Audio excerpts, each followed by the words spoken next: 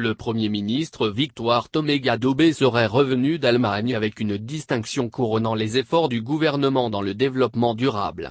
Des distinctions pour bonne gouvernance, respect des droits de l'homme ou encore lutte contre la corruption seraient les bienvenus. Le séjour fructueux en Allemagne de la chef du gouvernement togolais, Victoire Toméga-Daubé se raconte. Sur le portail officiel de la République togolaise, on peut lire « Le Premier ministre distingué au Sénat économique allemand ». Dans cet article, il est dit que lors de son séjour européen, le Premier ministre a été honoré du prix Karl von Karlowitz du développement durable. La distinction, qui honore le Togo, est une reconnaissance à l'endroit des multiples efforts consentis par le pays et son engagement dans le domaine, précise republiquetogolaise.com. Le Togo ou plutôt Faure Gnassingbé et son équipe sont honorés par cette distinction et cela va sans doute ressortir lors du prochain Conseil des ministres avec les félicitations du Conseil adressées à la chef du gouvernement. D'ores et déjà, Dame gouverner autrement a exprimé son autosatisfecit. Le gouvernement togolais est convaincu qu'il n'y a pas de développement bénéfique pour les générations à venir sans un réel investissement dans le capital humain. Notre feuille de route en est la preuve. Ils n'en resteront sûrement pas là, étant de ces gens-là qui ont fait de la collection des distinctions infructueuses une preuve de leur réussite.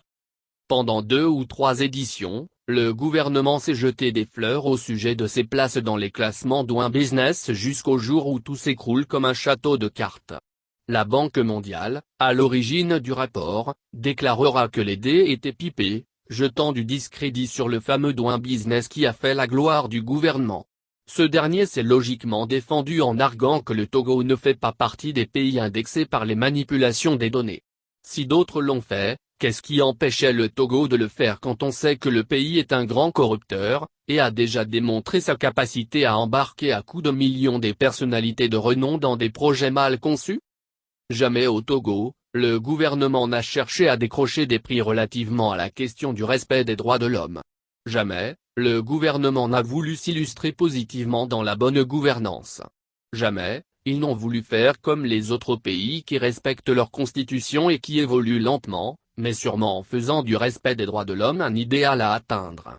Depuis des décennies, le Togo n'a jamais voulu organiser des élections qui suscitent l'adhésion de tous, même des perdants.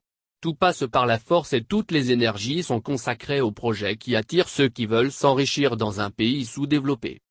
Certes, il est vrai que le développement d'un pays passe par la prise en compte du capital humain.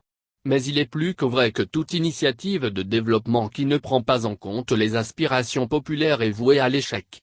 Et quand on parle d'aspirations populaires, le Togo est le premier des pays qui ne s'y intéresse guère.